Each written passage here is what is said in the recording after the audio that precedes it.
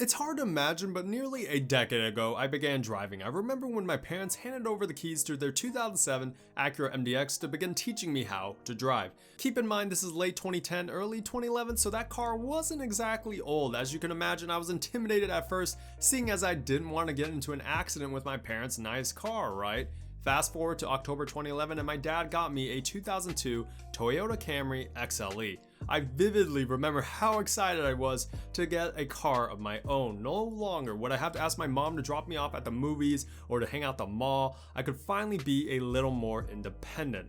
Looking back, I did a ton of embarrassing stuff to that car and in that car, so here's 5 things that you might have done or still are doing as a teenager.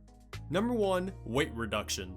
Part of me believes that hardly anyone else did this as a teenager, but I know I certainly did. I was hell-bent on making my Camry faster, even though I knew it was just the 4-cylinder version. I recall watching Mighty Car Mod's video where they had a junky car and made it lighter so that it would shave off seconds on their 0 to 60 time. Granted, I knew better than to cut off pieces of metal and to strip the seats out, but nonetheless, I remember taking out all the floor mats and trunk mat, storing them in the garage, just to lose maybe 5 pounds from the car. Only to realize that my mom took that as a cue to wash the floor mats and then put them right back into my car. Good times. Thank you, Mom. Number 2, plasti dipping your wheels. I know some of y'all still plasti dip your car well into your 20s and onwards as an affordable alternative to painting or wrapping your car another color, but let's face it, as teenagers, if you ever got your hands on one of these bad boys, you would almost immediately plasti dip your wheels flat or matte black. Don't lie to me, I know some of y'all did this. There's nothing wrong with plasti dipping, it's just a cheap, quick way to get the look that you want without begging your parents for a bigger allowance, or in my case, begging your boss for a raise. Number 3, ricing out your ride. I'm a true believer that everyone has an inner ricer. My best friend's brother and I seriously pondered at times about getting a derpy car to screw around with. However, as teenagers, sometimes you don't know any better, and that's alright. Maybe you got yourself an older truck and want to put a spoiler on it. Go right ahead. Not functional, who cares? You're just trying to have fun, and if it makes you happy, you do you, man. Just don't get cocky and pretend like you have something that you don't actually have, which leads me into my next point.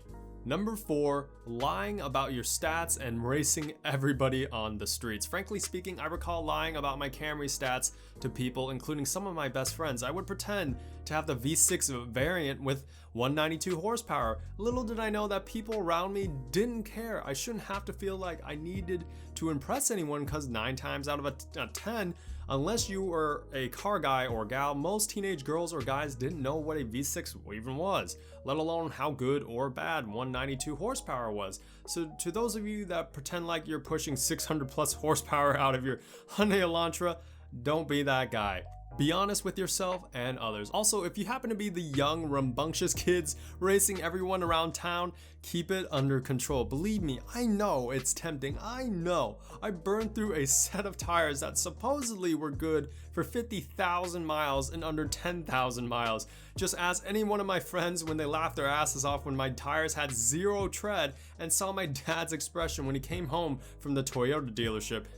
Anyhow, since I'm seeing more and more teenagers with 300 plus horsepower Mustangs, Camaros, or even Corvettes of previous generations, try not to get into too much trouble. Drive safely and don't let your ego get in the way.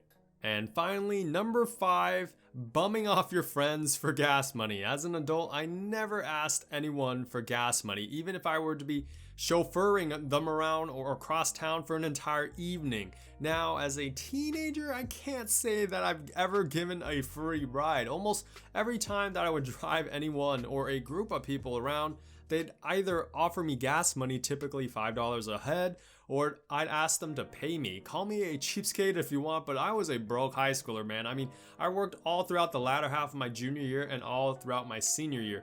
I actually paid for my own car insurance, registration, and most of my gas money, with the exception of whenever my dad offered to pay for it, in which case I would immediately say yes.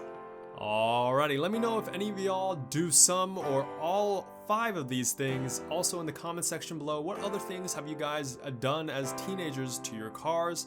If you liked the video, please consider subscribing for more videos just like this, and until next time, peace out.